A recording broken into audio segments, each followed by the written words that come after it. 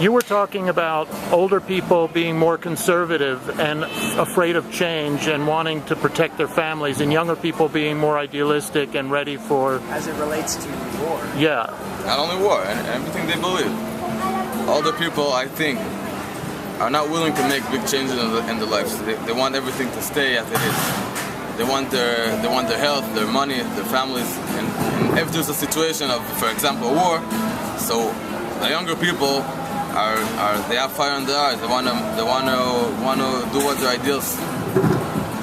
So does that mean that if Obama started a war with Syria and Assad, and you were asked to go fight in Syria, would you be willing to do that? Of course. What do you imagine doing if, let's say, how do you imagine that? Have you served in the army? I'm about to. You're about to do so. May I ask what it says on your T-shirt? It's classified. Oh, okay. It's a special unit. A special unit? Yeah. Okay. So, but what about if you were to go serve in Syria? Your mother would be crying, and she would worry that you might not come back. And now that I know you, I would be worried that you don't come back. Would you be worried that you might not come back? I would be worried for the sake of my mother and my father that would be sad about it. But I know that in life there's right or wrong. And if I'm going to spend my life because I don't want my parents to be sad, so I won't do anything. So I will not accomplish anything in my life, and I won't do anything good for humanity and for my own country. So what would you do in Syria and Egypt? What should the United States do as the leader of the free world? What should we take over those countries? I think it's a very complicated situation right now, because whoever falls, leader that falls, comes more extreme, different leader, like happened in Egypt. Yes. I think, first of all, the United States has to read the situation as it is. They have to understand that the people over there they don't have the mentality for democracy like we do. Yes. They have to have a different kind of system, a different kind of system. Not just system. Atmosphere? No, a different democracy. Culture? The powers, how that a different kind of political power structure. Yeah. They have to understand the situation, and I don't have enough understanding of what exactly is happening and who's who, because I don't know all the secrets and whatever. But America, I think we came to a place where in Syria there's over 100,000 people were killed because they're stumped, Yes. just because they're there. So I think it's time to make a few changes. I think everything that talking won't help you, because first of all they say whatever they want and they do whatever they want afterwards, as we see historically. And so they have to do something serious, not just to show us that they did something. Do you think there will come a time when Arabs are ready for democracy? I think so. Hope so. I also think so, because the world, you can see, if you look at history, the world is making progress, and through the generations, once everyone was everyone is killing each other, and today it's a different. Not only Syria, and the whole world, also in Europe, and was very cruel, and there was killing every day, and we made a lot of progress. Yeah. And I think it's gonna get there too, but we're not there yet. Do you feel like a connection with the people in Tahrir Square, or the people who rose up against Assad in the beginning, who were holding out olive branches and I don't think we can fully understand them, because we were born and we live in a country that is a democracy. So I don't think that we fully understand the meaning of being, Oppressed. Oppressed. But we could feel that. We can understand. The Jews always had pain in their history, so we can understand being oppressed. But I'm not sure the olive branches and whatever, because what I see that when also in Tahrir Square, that when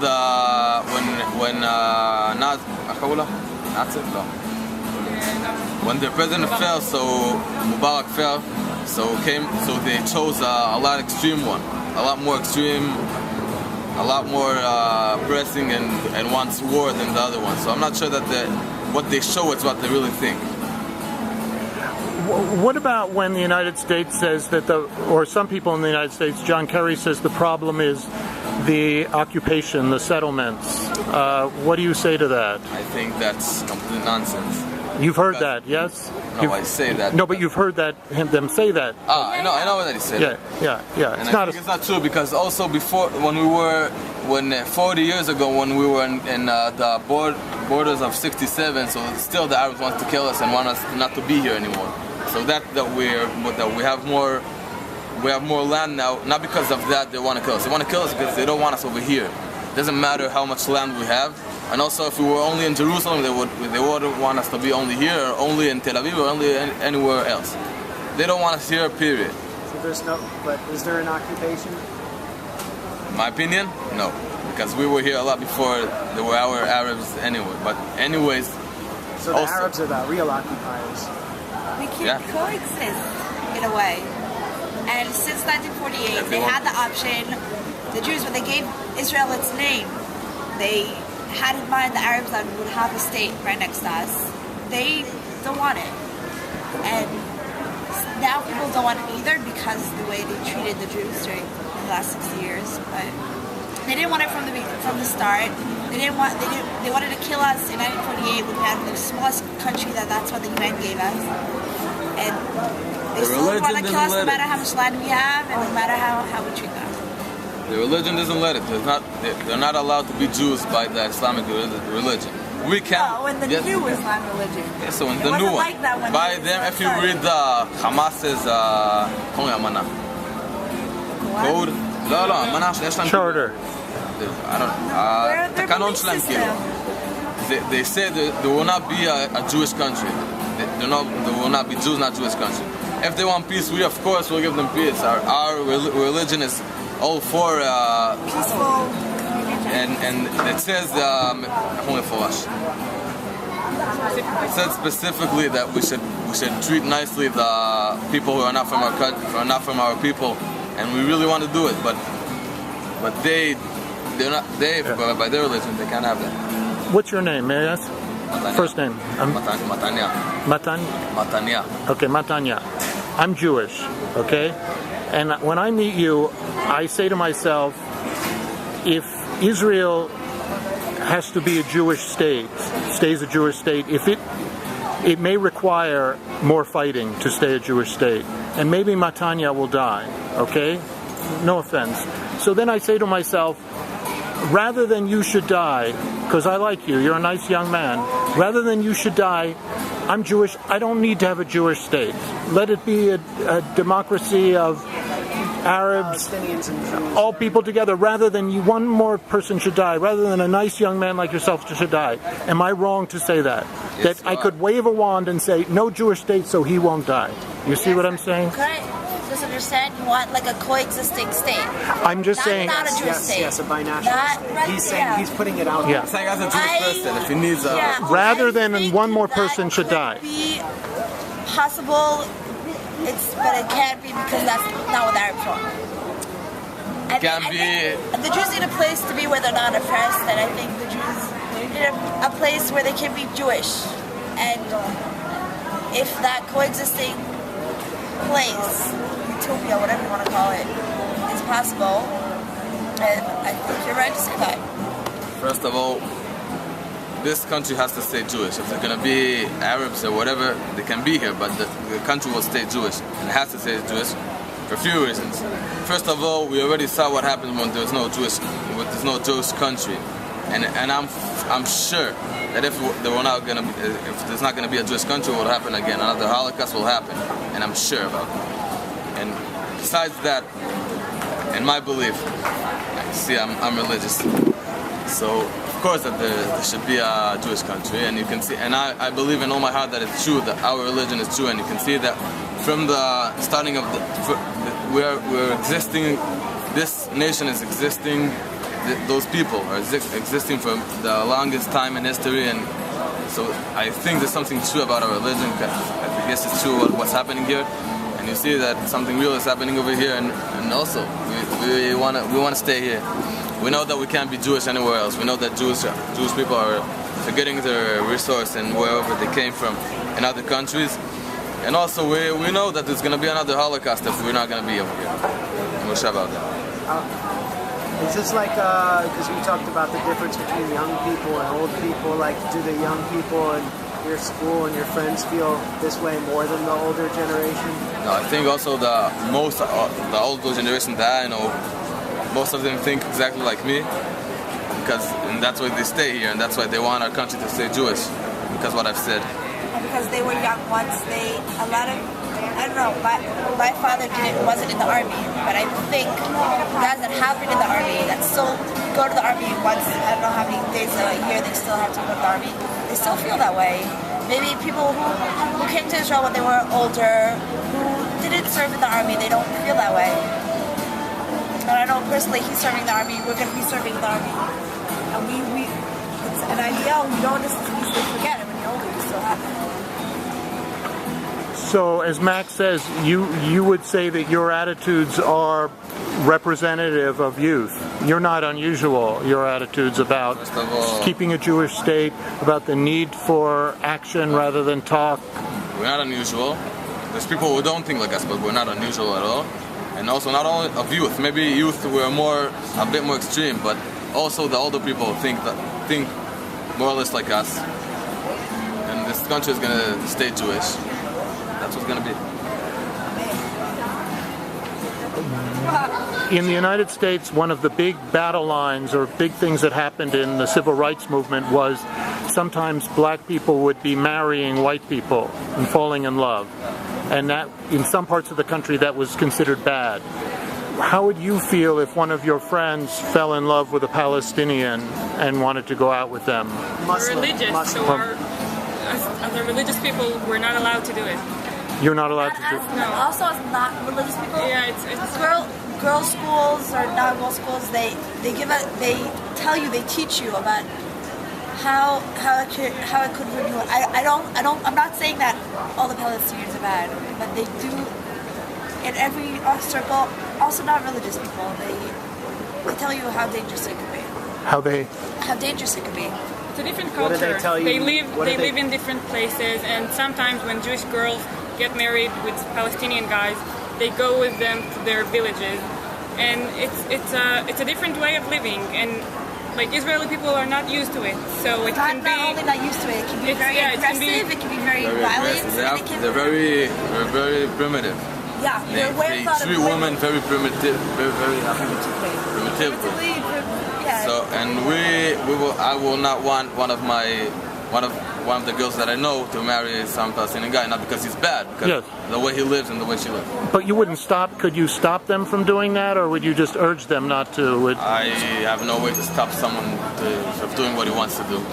If he would ask me my opinion, I would tell him what I think about it. But try very hard to stop it. Of course, I won't. Not physically, not at all. And also, I was going to say, we're not saying that they all live that way, but it's still, again, you're Jewish, you shouldn't marry, personally, you shouldn't marry a non-Jew. Also, if he's a very good person, because you don't know what his family would think, you don't know what his friends would think, and also because you should try to raise your kids Jewish. Also, if not religious, Jewish. Yes.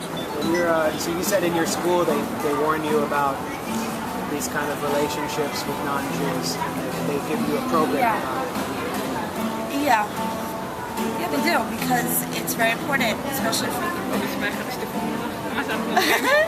but not in a. It's not in a way like Arabs are bad. It's not. They don't wash your brains. But they're talking about what's best. That's why I'm trying to say about, not like family and marriage. What's best for your country? It's like they warn you not to marry an abusive husband. So it's like they're also talking about not marrying a non-Jewish person. We live in the life in Israel is when most people here live in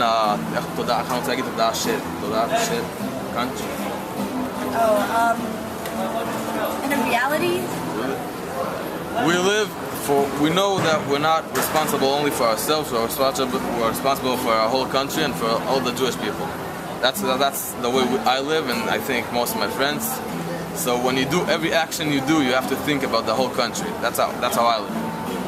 And a lot of people that I know live like that. So, I know lots of Jews in the United States because I'm Jewish, and half of my friends probably are married to non-Jews. I'm not saying it's good or bad, but do you judge that? Is that when you talked about Jews falling away? Is that what you're saying? Oh yes, I think that's the way that the Jewish vanish. Yes. If all of the Jews will be like that, there won't be Jewish people anymore.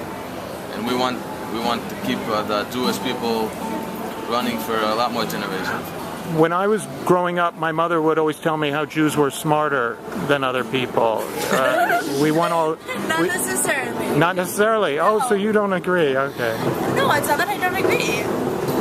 You know, there's a lot of stereotypes that Jews are good at business, Jews like that, You can like see that the Israeli Jews, there's a book called Startup Nation, if you know the book.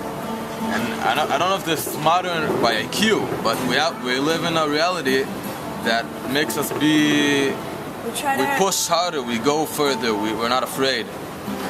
And you don't see it in a lot of places in the world. And I think United States, you live very calmly, you don't have any pressure. And that's what I think. Not like here. Here you're in a life or death situation, so you have to, and also you can see in every area of living, from high tech to army to Party. Well, Israelis party hard too. Some of them. Tonight, come back tonight. He's funny. I mean, like, how do you say when you grow weed and whatever, and A weed is tougher or stronger? Farming. Yeah, whatever. Agriculture. We come to places that no one ever succeeded at doing anything with those lands, and we make them great lands that make a lot of profits and a lot of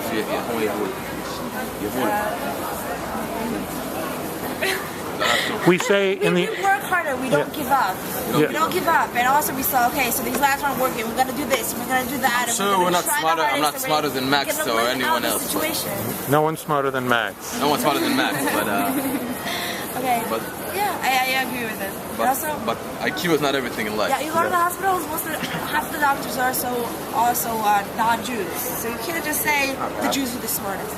Yeah, a lot. But how come the Jews aren't smart enough to get out of this whole situation of an endless war? First of all, there's a lot of different, not a lot, there are different opinions, and some of them, even if they're not most of the country, but there's a small group, I think, that has a big influence on the media and the tycoons and whatever, and we have a lot of pressure from not only from our own country, we have pressure from different countries like America, Europe, and whatever. So it's not only the Goyim, it's only the Jewish people that have. That's a very merciful, the Jews. They don't want to just say, let's do this and we'll kill the Arabs, or we'll start war, and we'll do we don't want to kill it. We don't come to kill. We want to save life, not take life. That's what Jewish religion is all about. Is to save life. Like. We have no intention of killing anyone. We just do what we have to do. We want to stay here, we want to stay alive, we want to survive. And if we have to do action for that, so that's what we do. But we have no intention of taking anyone's life. We only want to save lives. Anything else? Thank you very much. It's been really interesting. I think there really is a difference.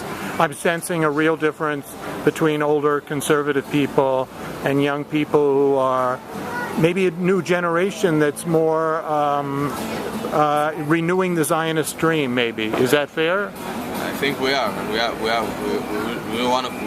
a lot of will. Yes. We have fire in our eyes, and I'm sure that's what's gonna happen. And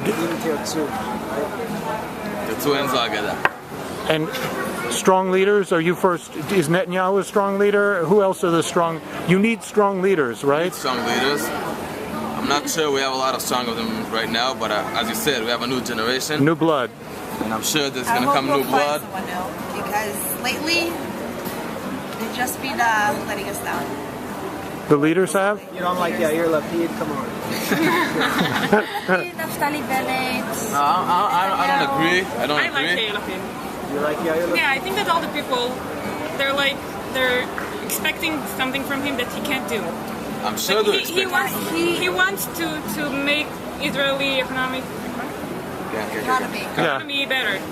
And like, I don't know, all people think that it will be a way with roses and happiness. It's hard, but we gotta do it if we want to survive as a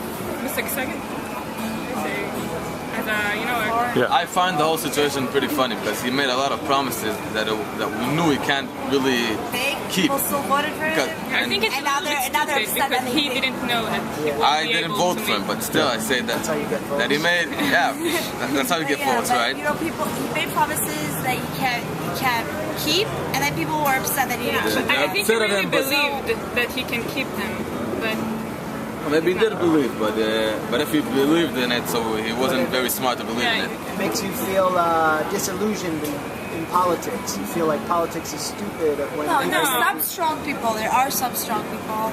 But like Ariel Sharon, he would just go through everything to get what he needed done. yeah, we so don't good and- like him. good and Yeah. bad. You don't No. like him because of Bish Katif? No, Yeah. that Ariel Like, he Sharon was a has very he strong- did a lot of he was in the very army, good he was a very good good- things for the Israeli people. Really had a very he gave his life, his whole life for our security and the army. Might have And made a at the end of mistake their or life, he made a big mistake, a very big mistake in my opinion. And but he did a lot of good You're things. saying the big mistake was pulling the settlers out of Gaza. Yeah, it's And you don't think there should be any further pullouts of settlers, for sure, ever? ever again. Especially since Ariel Sharon, he took the settlers there saying, this is going to be your Yeah. new home. He also- He took them out of Sinai, put them there saying, you're going to live here and I'll make sure of that, and then he pushed them out. So it's breaking a promise of like that your whole life depends on. You know, once Consequences? And also we saw the consequences of the pullout from Gaza, and we see it made we no thought it contribute, made peace, not for the but- peace and not for our own lives and our security. It only improved their range of their rockets that they And it showed us once again what promises of the leaders of the Arabs, what they mean. And we know it means nothing after Oslo and after the pullout and after a lot of other occasions that we got promises from them. But 50 years from now, Matanya, when I visit you in your Knesset office, and there's peace here, what will the Palestinians have politically? What will it look like? How much will be I Jewish? don't know if that's a good question, because they're Okay. saying that in 50 years there might not be peace, but they're willing to keep going. Oh, okay. First of all, I pray in all my heart that there will be peace. But if there won't, I don't know if there will be or not. But anyways, we're gonna keep going until there will be peace. And for the Arabs, in my opinion, in my office, the Arabs can live here peacefully, with liberty, and have the best life that they can have from all the other Arab countries and all their rights.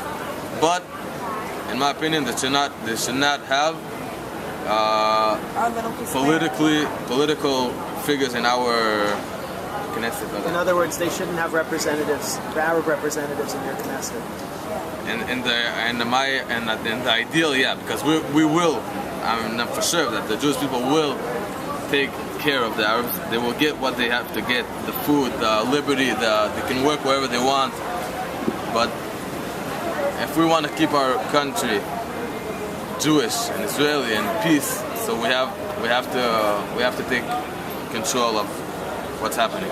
Take control of everything, the Yeah, whole but land. they can also live here. They No, don't have to can live trust in the us. land. Like the way they treat us is the exact the same way their leaders are treating them. So something has to be done. With So you're their saying, like, mindset. Hanin Zawabi has to get out of the Knesset. No doubt, she has to get out. She is a representative of the Israeli nation, and she goes on the Marmara. That was completely against the country. It was a betrayal. It makes no sense that a representative of the Israeli If they nation. can think of us together, that is true. I agree with that. But if she could actually try to make peace between Arabs and Jews, I think she can still be there. if she betrays the country, so get out of here. But I think the only way that there will be peace is if she won't be there, us over and over we again will be that they there. don't know how to have peace. But in that settlement, when that's established, do the Palestinians have political rights in the West Bank, or are they just in the cities, or do they move to Jordan? They have political rights in. If there's peace and you are taking care of them, but they're They not. can stay where they live. They can Yes. stay. We're not going to take the lands. Yes. It's not our thing. No, אבל intention. שם בעזה, ששם בעזה לא It's not- but it's first of all, but we're not going to give any of our lands, and we will expand the way we can expand because it's our country. And they can stay where they have, and they will have all the rights. But there won't be a zchut hashiva. the right to live here. No, they can have the right to live here, but they say they that think all of like, oh, the we lived here, my father refugees was from here. Jordan should come back here. Yeah. So that will not happen, for sure. But they can stay on the land, but we will have control of the country, and they can live here peacefully and happily with all of the rights. For sure, more than all the other countries that their people are over there. Thank you very much. Thank you.